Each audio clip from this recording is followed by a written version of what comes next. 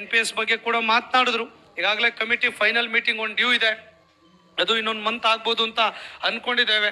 ಆ ರಿಪೋರ್ಟ್ ಬಂದ ಮೇಲೆ ಅದು ಕೂಡ ಇಂಪ್ಲಿಮೆಂಟ್ ಮಾಡುವಂತ ಬಹುದೊಡ್ಡ ಜವಾಬ್ದಾರಿ ನಮ್ಮ ಮೇಲಿದೆ. ವಿಶ್ವಾಸ ಇಡಿ, ಯಾರು ಕರೀತಾರೆ ಅಲ್ಲಿ ಇಲ್ಲಿ ಎಲ್ಲೂ ಹೋಗ್ಬೇಡಿ. ಸರ್ಕಾರಿ ನೌಕರರ ಸಂಘ 100ಕ್ಕೆ 100 ಇವತ್ತಿನ ಸರ್ಕಾರದ ಮೂಲಕ ಒತ್ತಡವನ್ನು ಹಾಕಿ NPS OPS ಮಾಡಿಸುವ ಕೆಲಸವನ್ನ ನಾವು ಮಾಡ್ತೇವೆ. ನಾವು NPS ಇಂದ UPS ಗೆ ರೆಡಿ ಇಲ್ಲ, OPS ಆಗಲೇಬೇಕು ಅನ್ನುವಂಥ ವಿಚಾರದಲ್ಲಿ ನಮ್ಮ ದಿಟ್ಟ ನಿಲುವು ನಮ್ಮ ಸಂಘಟನೆದಾಗಿದೆ.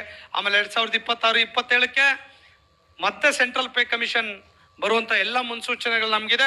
ಈಗಾಗಲೇ ಪೇ ಕಮಿಷನ್ ಸೆಕೆಂಡ್ ರಿಪೋರ್ಟ್ ರೆಡಿಯಾಗಿ ರಿಪೋರ್ಟನ್ನು ಜೋರಾಗಿ ಹೊಡಿಬೇಕು, ಚಪ್ಪಾಳೆ ಸಾಕಾಗೋದಿಲ್ಲ ಅದು. ಈಗಾಗಲೇ 7th ಪೇನಲ್ಲಿ 25,000 ಜಾಸ್ತಿ ಆಗಿದೆ, 50-75,000ವರೆಗೆ ಜಾಸ್ತಿ ಆಗಿದೆ ಕ್ಯಾಡರ್ ವೈಸ್. ಈಗ ಸೆಂಟ್ರಲ್ ಪೇ ಕಮಿಷನ್ 27 ರಾಜ್ಯದಲ್ಲಿ ಇದೆ. ನಾನು ಈ ಸಲ ತೀರ್ಮಾನ ಮಾಡಿದ್ದೇವೆ, 2026-27ರಲ್ಲಿ ಕೇಂದ್ರ ಸರ್ಕಾರಿ ನೌಕರ ವೇತನ ಪರಿಷ್ಕರಣೆ ಆಗ್ತಿದೆ. ಅದಾದ್ಮೇಲೆ ನಮ್ಮಲ್ಲೂ ಆಗಬೇಕು ಅಂತ ಹೇಳಿ 7th pay commission doctor Sudhakar ಅವರು ಪೇ ಕಮಿಷನ್ ಚೇರ್ಮನ್ ಸರ್ಕಾರಕ್ಕೆ ಶಿಫಾರಸನ್ನು ಮಾಡಿದ್ದಾರೆ.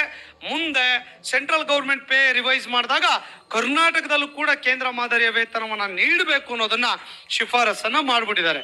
ಸೊ ಹಾಗಾಗಿ ಅರ್ಧ ಕೆಲಸ ಮುಗಿದಿದೆ. ಮತ್ತೆ ಸರ್ಕಾರದ ಮನವೊಲಿಸಿ ಇನ್ನೊಂದು ವರ್ಷ, 1.5 ವರ್ಷ, 2 ವರ್ಷದಲ್ಲಿ ನಿಮ್ಗೆ ಸೆಂಟ್ರಲ್ ಪೇ ಕಮಿಷನ್ ಕೊಡಿಸಿದ್ರೆ ಮತ್ತೆ 25,000 ಸಂಬಳ ಜಾಸ್ತಿ ಆಗ್ತದೆ. ಅವ್ರಿಗೆ 5% DA ಕೊಟ್ರೆ ನಮಗೆ 5 ಕೊಡುತ್ತೆ. ಒಂದು ಪೇ ಕಮಿಷನ್ 8, 10, 12% DAಗಳನ್ನ ಕಳ್ಕೊಳ್ತಿದೀವಿ. ಈಕ್ವಲ್ DA ಸಿಗುತ್ತೆ, ಈಕ್ವಲ್ HRA ಸಿಗುತ್ತೆ, ಅದರ ಬೆನಿಫಿಟ್ ಸಿಗುತ್ತೆ. ಬಹಳ ವರ್ಷಗಳ ಕನಸು ಈಡೇರಿದಂತಾಗುತ್ತೆ.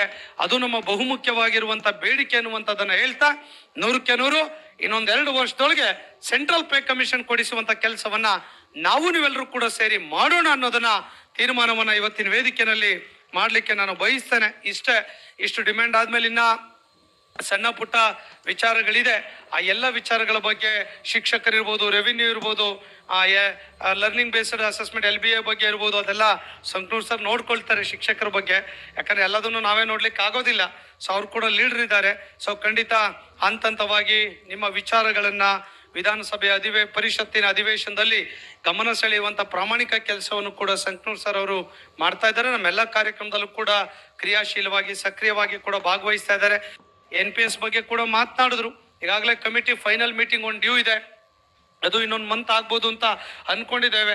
ಆ ರಿಪೋರ್ಟ್ ಬಂದ ಮೇಲೆ ಅದು ಕೂಡ ಇಂಪ್ಲಿಮೆಂಟ್ ಮಾಡುವಂತ ಬಹುದೊಡ್ಡ ಜವಾಬ್ದಾರಿ ನಮ್ಮ ಮೇಲಿದೆ.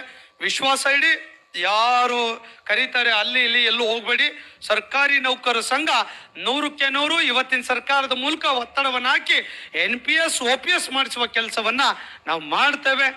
ನಾವು NPS ಇಂದ UPS ಗೆ ರೆಡಿ ಇಲ್ಲ, OPS ಆಗಲೇಬೇಕು ಅನ್ನುವಂಥ ವಿಚಾರದಲ್ಲಿ ನಮ್ಮ ದಿಟ್ಟ ನಿಲುವು ನಮ್ಮ ಸಂಘಟನೆದಾಗಿದೆ. ಆಮೇಲೆ